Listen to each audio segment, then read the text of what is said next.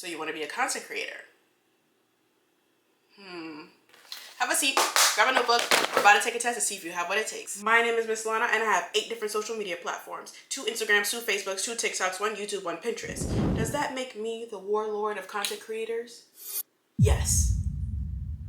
Okay, no.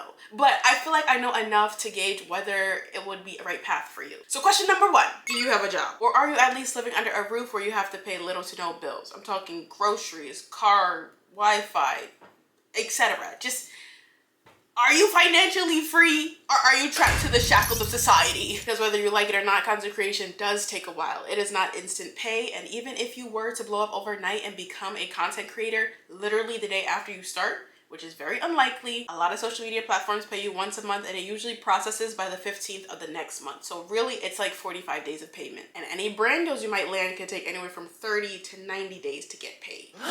Yeah, so you need a job, or savings, or a sugar daddy. Question 2, do you have something to record on and access to internet? For obvious reasons. You can't create content without something to record on, and you can't post a content without Wi-Fi. Or you can, but it takes forever. If you're just starting out with content, I would not recommend buying a camera. I kind of did in 2013, or maybe it was 2022, and I didn't start actually using it until like last year. You also don't need to go out your way to buy 2 separate phones for content, although it does really help with storage. But if you use your regular everyday phone, the lack of storage kind of gives you motivation to edit quickly. So I don't know, pick your battle. Either way, you can most likely do it with what you already have. Even if you just have an iPad or a janky webcam, it's 2026. People miss the 2016 aesthetic. You don't really need that good quality, just a good personality. And informational content, kind of like a mix of it. Anyways, question 3, are you okay with being perceived? I feel like a lot of people who are naturally introverts tend to gravitate towards being a content creator because you're already talking to yourself in a room, why not record it? Or you don't really have friends, but you never felt lonely because of your favorite YouTuber, so you were like, oh my gosh, now I want to be a YouTuber. While that is a beautiful story and I personally relate to it, you also have to be okay with taking up space, people seeing you, and people constantly judging you, because they will. On that note, are you confident in yourself? You don't have to think you're the baddest person in the world, and you can go band for band with anybody who comes to your face.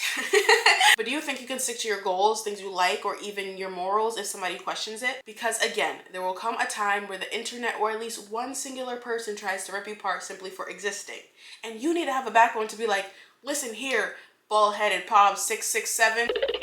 No matter if you think I'm too loud or my content isn't funny, it's funny to me, and I think I'm at an appropriate volume of speech. And all the angry bald people aside, when you start getting into content, you notice how everyone's doing what you already thought to do, probably even better, and you start to question where your place is on the internet, which can seem very overwhelming nowadays as everybody and anybody wants to be a content creator. But again, you have to have confidence in yourself that you bring a different perspective to what's already oversaturated, which it's not, by the way, I promise you. Question 4. Would you consider yourself an analytical person or a curious person? While some people might say content creation is hardly a job and more like a hobby, it actually requires a lot of strategic thinking. How should you edit this video to be more engaging? What should you name your platforms that kind of relates to you but also gives off the vibe of the type of content you'll make? Or even how to shift or pivot your content based on what your analytics are saying or the audience that watches you. Without strategy, you're just someone who creates content, not really a content creator. I'm sorry. And you don't even have to be Albert Einstein. You just have to ask yourself, why did this video do better than the other one? Who exactly am I making content for? How can I attract those people? Being curious allows you to continuously grow as a content creator, or literally anything in life. 5, do you manage disappointment well? Because unfortunately, despite how much strategic planning, analytical thinking you might do with your content, it is still likely to flop and not respond in the way that you expected it to. There's something about the universe world where you create content that you don't care about or just quickly thought of that makes it gain way more attention than you expected. And the video you spent hours editing, strategically planning, literally flops. I'm talking barely 8 views. And then when you pretend like you don't care to gain that traction again, it also still flops. So you really have to be okay with managing disappointment, otherwise you'll quit in a week. On that note, 6, would you call yourself a patient person? It takes so long to figure out where you want to stand in the content creator world, how you want to be different, finding your audience, figuring out how to speak to brands, figuring out how to manage your money. It's a lot. And if you don't have patience for things to fall into place, but also the patience it takes to learn these kinds of things, you're gonna be miserable. 7, can you manage your time and tasks without someone telling you to? As a content creator, you're basically your own boss. No one's gonna tell you, hey, shouldn't you be editing a video right now? So you really have to take it upon yourself to integrate content creation in your everyday life, especially since the world doesn't stop just because you're taking on a new skill. 8, are you comfortable doing mundane, repetitive tasks? Because that's what content creation is, at least the editing aspect. Because of things like this, for 1 hour worth of, at least with speech, at least editing gets really annoying. You can bypass it by not speaking in your videos, but that means you'd most likely have text, and text overlays freaking suck. There's AI integrated in editing platforms that kind of makes the captioning easier, but sometimes they don't get the word or timing right, so regardless, you're still gonna sit there editing non-stop the same thing over and over and over again. I posted a 15-minute video this week. Why did it take me 10 hours to edit? I know why, but like, nobody tells you that before you start out. Editing takes so long. I would say for every 1 minute of raw footage you have, it takes at least 2 minutes to edit. Which brings us to number 9, do you enjoy creating? I know that sounds like a silly question, but a few people want to be a content creator simply for the perks, the free products, the brand deals, the, I don't know, fame that comes with it. And while there's nothing wrong with that, because at the end of the day, a job is a job. But if you don't like creating, the beginning when you aren't getting any views is going to be really frustrating. The middle when you start getting traction and start dealing with all the haters and the people, is going to be really annoying to continue. And toward the end when you have your community and you've been grinding so hard and then you realize you're going to do this for the rest of your life, you're going to burn out. But if you love creating, it's kind of a different story. 10, are you good at math or have some type of financial literacy? I know that sounds really random, but to be a content creator means you're basically your own business. You cannot live off of gifted products and views alone. You eventually have to escalate to like brand deals and such. And with brand deals comes money, but also taxes. And if you don't want to be thousands of dollars in debts with the IRS, you have to save a bit to the side. But if you don't want the IRS to take all your money, you have to know where to play the loopholes so you can keep as much money as possible. If you're curious about all the money things that goes into content creation or that you can make with content creation, comment it down below and I'll make that video next week. And while you're down there, you might as well subscribe and click that post notification bell so you know when I post the video.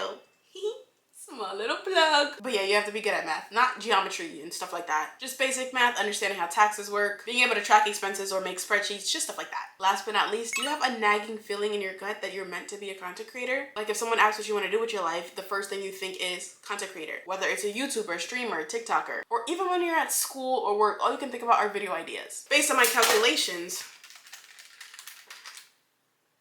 if you got a total of 0, congratulations, you're meant to be a content creator. If you got 10, maybe hold off on it a bit.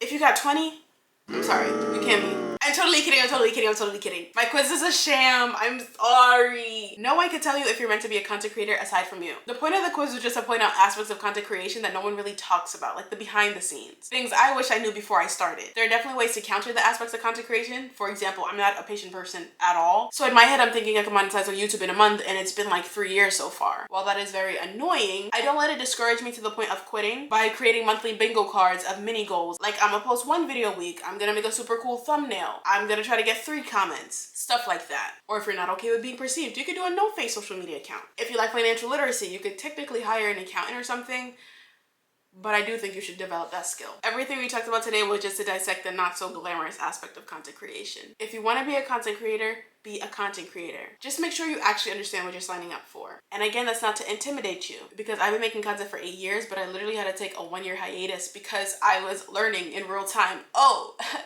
it's not as cool as just making a cute little video. This thing actually can drain and suck the life out of you. So yeah, I hope this video helped. Class dismissed. Was aggressive. Thanks for watching. If you have any more questions, comment them down below and I'll try to answer them to the best of my ability. And if you're a creator yourself, please comment your story because I love hearing realistic content creator stories. Not the, oh, I blow up overnight, I make $5,000, because that's not realistic. Here's a video that YouTube thinks you'll like. Comment down below if it's a good suggestion.